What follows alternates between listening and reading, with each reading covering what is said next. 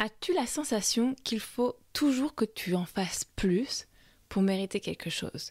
Que ce que tu fais n'est jamais assez bon et donc que tu dois travailler plus pour avoir les résultats que tu veux. Et au final, tu dois toujours en faire plus pour être apprécié par toi-même ou même par les autres, pour avoir plus de valeur et pour être plus importante.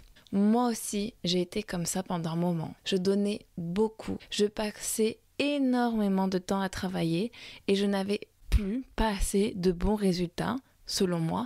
Donc je travaillais plus et à la longue, ça m'a usée. J'étais fatiguée parce que j'en faisais trop. J'étais limite, même on peut le dire, à la limite du burn-out, jusqu'au jour où j'ai compris quelque chose important. Être est plus important que faire. Se connecter à soi, chercher le bien-être est la première chose à faire, car naturellement, tes actions vont être alignées à ce que tu recherches. Mais seulement ça, personne ne nous l'apprend. Donc, pour en savoir plus, écoute cet épisode de podcast. Bienvenue dans le podcast Femme Leader, le podcast pour te réinventer et devenir une leader confiante, inspirante et impactante. Hello, je suis Lucie, entrepreneuse, coach en leadership féminin et thérapeute.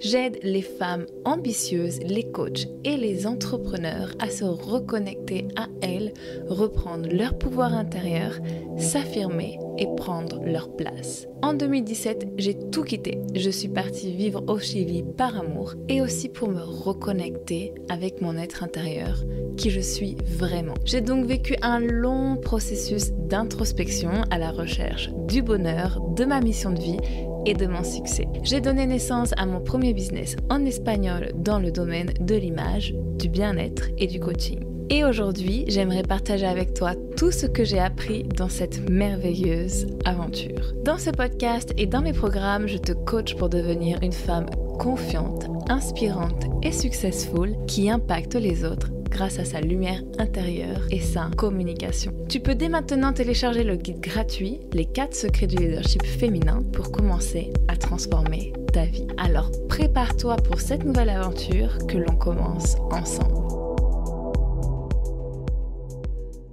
Hello, bonjour à toutes, bienvenue dans le podcast.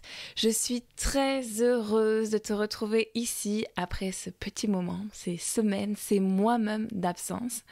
La vérité, c'est que ça me manquait vraiment de faire des podcasts, mais j'ai eu ce besoin de beaucoup de temps pour me recentrer sur moi et ce que je voulais faire. Donc je suis partie cet été en vacances en France, pendant 3 mois, et puis en revenant, j'étais toujours un peu perdue, j'avais beaucoup de mal à prendre action. Je suis même passée par la case employée pour une coach pendant un petit moment. Mais en fait, j'avais beaucoup de ménage à faire, donc j'ai fermé mon business en espagnol pour me reconcentrer sur ce que je veux vraiment maintenant, c'est me concentrer sur le coaching de leadership en français. Mais voilà, il m'a fallu beaucoup de temps, prendre beaucoup de décisions, laisser aller beaucoup de choses. Voilà, ça a été des périodes un peu fortes émotionnellement, mais là, je suis contente, je reviens, j'ai pris un peu de recul, mais pour mieux revenir ici et motivée à 200% pour vous partager ma mission. Donc aujourd'hui, j'aimerais vous parler d'un sujet qui me parle totalement et je sais qu'il parle à beaucoup de femmes et bien sûr à nos très chères femmes leaders et ambitieuses, la sensation de ne jamais en faire assez. La sensation qu'il faut toujours en faire plus pour avoir du succès dans un projet par exemple, ou même en faire plus pour mériter quelque chose. Donc ça peut bien sûr se présenter au niveau du travail, de la maison, de son couple, de son rôle de maman, etc. Est-ce que ça te parle? Est-ce que tu te reconnais dans un de ces exemples? Eh bien moi, c'est ce que j'ai cru pendant 32 ans. Qu'en faisant plus, j'allais enfin être mieux, plus successful, être appréciée des autres et mériter le succès, l'abondance. Mais j'avais tort et c'est ce que j'ai découvert il n'y a pas longtemps et je vous explique pourquoi et comment tout de suite. Donc déjà, d'où vient cette sensation de ne jamais en faire assez? Pour moi, il y a 2 principales raisons. Nous sommes dans une société patriarcale qui valorise l'énergie masculine. Donc pour rappel, l'énergie masculine, c'est atteindre des objectifs, c'est être focus sur la performance et ça se traduit principalement par prendre action, faire. Je vais d'ailleurs vous faire un podcast sur les énergies féminines et masculines qui explique un peu mieux ce concept et pourquoi c'est très important d'avoir un équilibre entre les deux, surtout quand on est leader, entrepreneuse ou coach. Donc premièrement, on a un peu cette pression sociale sur le fait que pour avoir du succès, être apprécié, il faut faire. Alors que pour te sentir bien, pour être bien dans ta peau, il te faut un équilibre entre le être et le faire. Donc maintenant, on va parler de l'importance d'être plutôt que de faire. Le problème, c'est que quand tu priorises l'action que tu as besoin de faire pour exister et que tes actions ne sont pas vraiment alignées avec qui tu es vraiment, alors ça bloque. Ton corps va te le dire, tu vas être malade, tu vas peut-être expérimenter des crises d'anxiété, de la dépression, du burn-out, de la fatigue, même des relations toxiques, parce qu'en fait, tu en fais trop, tu tires sur la corde. Ou alors, pour limiter un peu ce too much dans le faire, il y a parfois aussi l'univers ou la vie qui vient te le montrer, en fait une autre voie, d'une manière un peu brutale. Ça peut être par exemple un licenciement non attendu. Combien de fois j'ai connu des personnes qui ont créé des business très successful parce qu'elles avaient été virées de leur job comme des malpropres avant. Ou encore pour moi, par exemple, la vie m'a mis sur le chemin de l'homme de mes rêves, Yerko, qui vit à l'autre bout de la planète. Donc voilà, l'univers a des plans, la vie a des plans grands pour toi que tu ne t'y attends pas, mais qui a une finalité bien plus belle que ce que tu penses. Et là, en fait, la seule façon pour que ce soit fluide, sans effort et que tout fonctionne, c'est de te reconnecter à qui tu es vraiment. Être aligné à qui tu es, enlever tous ces masques, toutes ces identités, tout ce people pleasing de ce que tu crois qu'il faut que tu fasses. Et prendre action sur des actions alignées à qui tu es vraiment et à qui tu veux réellement devenir. Donc moi aussi dans mon travail de coach, d'entrepreneur, de CEO de ma propre entreprise, pour affirmer mon leadership, j'ai aussi dû passer par là.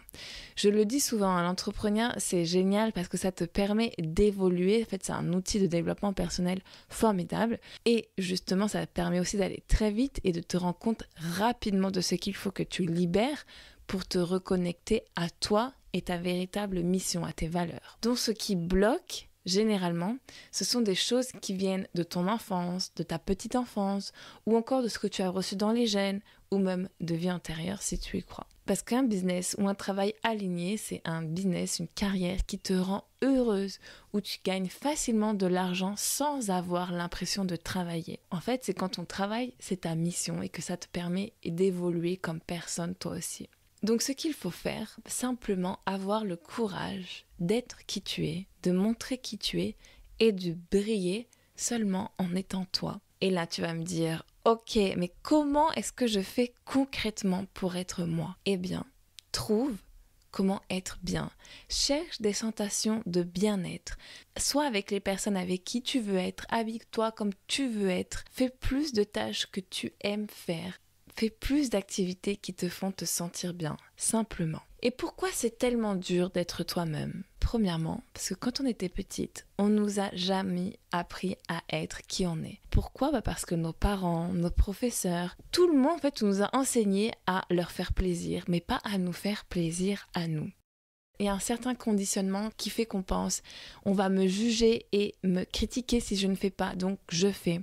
Il y a aussi cette peur de ne pas être parfaite, de décevoir les autres, de perdre leur amour, d'être abandonnée, d'être rejetée. C'est vraiment des peurs très très profondes, des mécanismes inconscients qui sont encore très visibles, très conscients pour nous les humains. Rappelle-toi, manger cela pour faire plaisir à papa, être une bonne élève pour faire plaisir à maman, écrire bien pour faire plaisir à ta maîtresse. Dans mon cas, s'intéresser à des choses plus sérieuses qu'aux vêtements, à la mode, parce que c'était superficiel, c'est ce qu'on me disait dans ma famille.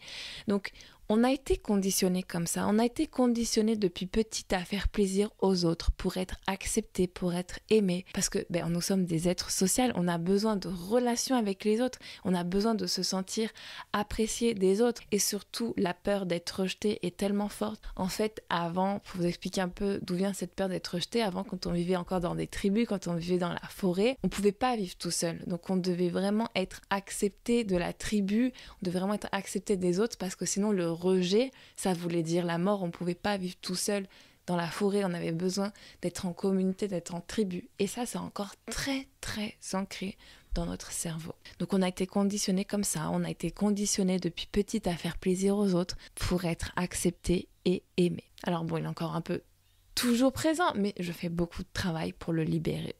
Donc il y a quelques mois, j'étais avec ma thérapeute qui me suit depuis 7 ans et j'ai encore vécu une très très belle expérience et je vais vous la raconter.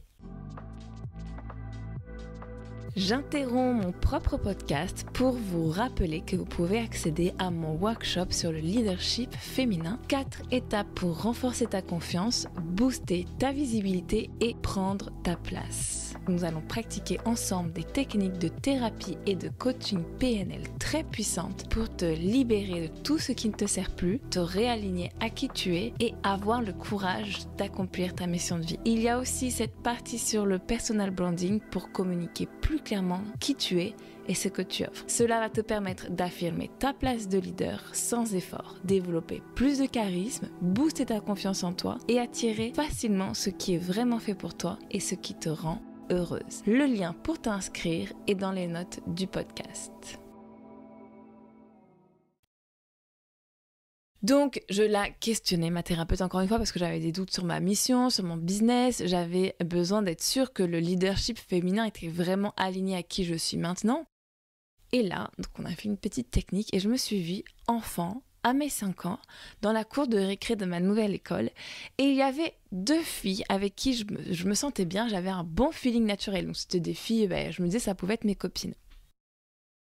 Elles étaient toutes mignonnes, bien féminines, et je sentais qu'on était un peu connectés. Mais il y avait cette 3e enfant, une autre fille qui était un peu bouboule et qui était un peu violente, qui faisait un peu tout pour m'exclure, elle était un peu brute. En fait, elle voulait pas trop que je rentre dans cette bande. Elle voulait sûrement préserver sa place et me voyait comme un danger, comme une menace. Donc elle me critiquait souvent sur mon physique, mes vêtements, mes goûters, oui, parce que quand on est petite, les goûters c'est très très important. Et ma manière d'être, qui était plutôt féminine, douce, ma posture, comment est-ce que j'étais. Après, avec mes mécanismes inconscients de petite fille, parce que j'avais pas les moyens bien sûr pour répondre à ça, je ne savais pas comment faire, c'était l'école, quand on a 5 ans, c'est la première fois en fait qu'on est tout seul, confronté avec plein d'autres enfants sans vraiment l'aide de nos parents. Donc, du coup, j'ai respecté le choix de cette 3e enfant et en fait, je me suis un peu exclue et je ne restais pas avec ce groupe, même si ça me plaisait beaucoup. En fait, je voulais pas confronter cette fille et je me suis sentie seule. Parce que dans cette thérapie, j'ai vraiment ressenti comme si mon enfant intérieur souffrait parce que j'étais dans un esprit de solitude. Et là, j'ai compris quelque chose en fait, qu'il y avait une partie de moi qui, depuis cette date, pensait que c'était ma faute, que je n'étais pas assez bien pour être avec des camarades avec qui je voulais être. Je pensais que c'était moi la coupable, que j'étais pas assez bien pour être avec les gens avec qui je voulais être, que je devais être une meilleure personne pour pouvoir être acceptée de ce groupe. Et bien sûr, au cours de la thérapie, j'ai compris que c'était pas ma faute et je l'ai libérée. Et en fait, ça a été... Wow, super puissant, ça m'a fait vraiment du bien, ça m'a vraiment libérée de comprendre que non, ce n'était pas ma faute. Toute ma vie, quasiment, je pensais qu'il fallait faire pour être appréciée des autres. Et malheureusement, j'avais cette fausse pensée que si j'étais comme j'étais, on n'allait jamais m'accepter. Alors, dans cette thérapie, j'ai compris que si on m'avait laissé être qui j'étais depuis le début, les choses se seraient peut-être déroulées très différemment pour moi. Et mes petites camarades auraient été attirées par mon leadership et mon charisme naturel, sans rien faire de spécial. Et pourquoi, en fait, j'avais développé cette fausse pensée que je ne pouvais pas être qui j'étais pour être aimée? Parce qu'en fait, ma nature à moi, ça a toujours été d'être très féminine. Et ça a posé un petit problème dans ma famille, pour mes tantes, ma grand-mère. En fait, en réalité, c'est un système de protection qu'elles avaient développé parce que J'en ai parlé, alors je sais plus si c'est dans un podcast ici ou dans un autre podcast, peut-être que j'avais fait en espagnol. Quand j'ai fait une thérapie, un type de régression en fait, qui était d'ailleurs très fort, j'ai compris, peut-être même il y a 1 an maintenant, j'ai compris qu'une de mes ancêtres avait été violée quand elle était petite. Et c'était un secret de famille. Mais qui était encore très très présent dans notre lignée familiale et surtout dans nos gènes. Et du coup, rejeter sa féminité, être plus masculine, c'était une manière de se protéger de ce traumatisme. Et donc, il fallait éviter de se faire belle, il fallait éviter d'être trop féminine pour ne pas attirer l'attention des hommes et se protéger en fait de cela. Du coup, moi, petite blonde, yeux bleus, enfant, innocente, super coquette et féminine de nature qui se mettait en valeur, c'était un danger. Et ce n'était pas accepté, c'était rejeté par ma famille. Et ma famille critiquait un peu que je sois comme ça. Alors, du coup, moi, je voulais être appréciée de ma famille, bien sûr. Alors, je le dissimulais pour être une bonne petite fille. Et bien sûr, comme je n'ai pas vraiment eu le soutien de ma famille par rapport à ma vision d'être féminine, de se montrer, que j'ai des goûts de luxe, parce que ça c'est un autre sujet, mais c'était pas non plus très accepté dans ma famille. En gros, j'étais un peu comme l'opposé de ce qu'ils voulaient de moi. Donc, comment être moi si je n'allais pas être acceptée comme j'étais ? C'est pour cela que peu à peu, j'ai créé des masques, j'ai créé différentes identités pour être acceptée et aimée des autres. Je faisais des choses pour faire plaisir aux autres, mais je n'étais pas cette personne. Je prenais des actions sur ce que les autres attendaient de moi pour leur faire plaisir. Alors que si je m'étais sentie aimée, alors attention là, je dis pas que c'est de la faute de ma famille, mais je pense aussi que j'ai ma part de responsabilité là-dedans. Et puis aussi, on vit tous des épreuves qui me rendent plus fort, mais donc voilà. Si je m'étais sentie aimée et soutenue telle que je suis depuis le début, j'aurais bien sûr eu plus confiance en moi pour m'affirmer face aux autres enfants et ensuite dans toute ma vie. J'aurais peut-être même évité les relations toxiques, j'aurais peut-être même évité plein de situations qui m'ont fait souffrir. C'est l'expérience de ma vie, je l'accepte, je suis heureuse. C'est maintenant à mes 32 ans que je dois comprendre que j'ai la permission d'être moi, que je serai aimée et soutenue telle que je suis parce qu'il y aura toujours quelqu'un qui va m'apprécier telle que je suis.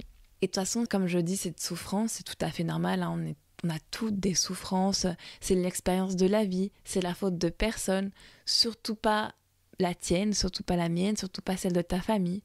Maintenant, ce qu'il faut faire, c'est prendre conscience de ces masques qui ne nous correspondent pas, les libérer et se reprogrammer avec sa vraie vision, son être authentique. L'important, c'est d'être qui tu es, d'être aligné à toi, d'être aligné à ton être supérieur et ensuite, tu auras naturellement les résultats que tu espères. Tu seras dans la bonne énergie pour manifester. Tu vas pouvoir rencontrer les bonnes personnes, faire un travail que tu adores, vivre de ta passion, avoir plus de clients, vivre où tu veux, etc. Et pour terminer cet épisode, j'aimerais maintenant te donner quelques pistes pour que toi aussi tu puisses retrouver la confiance d'être toi. Pour simplement arrêter de vouloir en faire trop, de vouloir être dans ces masques, de vouloir être une people pleasing, de quitter cette sensation de ne jamais en faire assez et te laisser enfin la permission de recevoir ce que tu mérites. Donc la première étape pour moi, c'est vraiment de te guérir de ton passé, de te libérer de ces mécanismes, de ces traumas, émotions, croyances limitantes et systèmes de fonctionnement du cerveau qui ne te servent plus. Quand on est enfant, on n'a pas encore les outils adaptés pour confronter certaines situations. Et aussi, on hérite des choses qui ne nous correspondent pas, qui ne sont plus d'actualité. Donc il faut les guérir, revenir ici, revenir dans ce trauma, comprendre l'apprentissage et le laisser partir. Aussi, une autre chose pour retrouver plus de confiance en toi et te reconnecter à qui tu es vraiment, c'est simplement en faisant plus de choses que tu aimes. J'en ai parlé un petit peu. Ça va te permettre de te rééquilibrer émotionnellement, d'être plus dans l'énergie féminine, dans le bien-être, dans le flow, et aussi d'un côté plus pratique, ça va te permettre d'améliorer tes compétences pour que tu deviennes une vraie leader sur le sujet que tu aimes vraiment. C'est beaucoup plus facile de faire des choses qui sont alignées à qui on est vraiment. Par exemple, les mathématiques, j'aimais pas trop. Ça me demandait beaucoup d'énergie pour très peu de résultats. Mais l'écriture, c'était plus easy, j'aimais bien et j'avais des bonnes notes. C'est parce que c'était aligné avec qui j'étais. On est toutes différents, on a toutes des talents, des compétences différentes qui ont besoin d'être développées. Et au moment où tu te fais confiance, où tu te permets d'augmenter tes compétences, tes talents, et tu verras que tu vas être totalement dans l'énergie féminine, dans l'être, ça va être aligné avec toi et tu n'auras pas cette impression d'en faire trop. La troisième étape pour moi, c'est d'avoir clair ton rêve, ta vision du leadership et la manifester. Donc, ton subconscient, il a besoin d'une direction et qu'on le lui répète sans cesse. Parce que c'est facile après pour l'ego de revenir avec toutes ses peurs et te dire que tu n'es pas capable. Il faut vraiment que tu aies consciemment cette direction, cet objectif que tu veux manifester. Donc les affirmations, c'est un super moyen de manifester ce que tu veux et de les pratiquer tous les jours. Pour manifester davantage ce que tu veux, ton subconscient a besoin de détails et de précision. C'est pour ça que j'adore la visualisation. Visualiser ton objectif dans les moindres détails, ressentir ce que tu vas ressentir, tout cela c'est très powerful. Et d'ailleurs, il y a une super visualisation que j'ai fait énormément de fois et qui m'a beaucoup aidé à atteindre mes objectifs dans le workshop sur le leadership féminin. Et aussi, autre technique pour manifester ce que tu veux, c'est à travers de rituels. Rituels avec le cycle de la lune, bien sûr, ou encore avec de la magie, les bougies, les plantes, les prières, les cristaux, toutes ces choses un peu holistiques, un peu mystiques. Ça marche très bien aussi. Voilà, j'espère que tu as aimé ce podcast, qu'il t'a aidé. Une petite conclusion, apprends à te connaître, apprends à être plus toi, apprends à cultiver tes dons parce qu'on a besoin de ta lumière. À la semaine prochaine. Ciao, ciao. Si tu as aimé l'épisode, laisse 5 étoiles et abonne-toi. C'est la meilleure manière de soutenir le podcast et d'aider un plus grand nombre de femmes à se reconnecter à leur confiance personnelle, prendre leur place et briller.